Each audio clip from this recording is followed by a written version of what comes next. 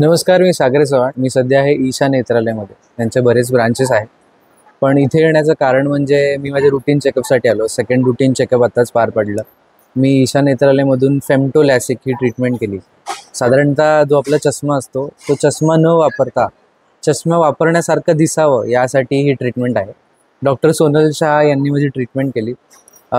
एकंदरीत पूर्ण जो ईशा नेत्रालयाचा स्टाफ आहे, जे वर्किंग स्टाफ आहे, सपोर्टिंग स्टाफ आहे, ते फार कॉपरेटिव्ह आहे आणि इन डेप्थमध्ये ते तुम्हाला सगळ्या गोष्टी समजवतात की डोळ्याची कंडिशन काय आहे, त्यानंतर कोणती प्रक्रिया करणं योग्य आहे, त्यानंतर योग्यरीती ती प्रक्रिया करून घेणं पण कम्प्लिटली त्यांच्यावर आहे.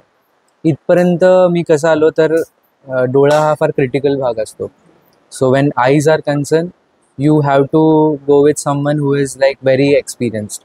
आणि मग मी माझ्या मित्रमैत्रिणींकडनं फीडबॅकसुद्धा घेतला आणि everyone had an amazing feedback about Isha Netralaya. So मी विचार केला की why to risk going somewhere else, and I decided to come your at Isha Netralaya and I had an amazing experience.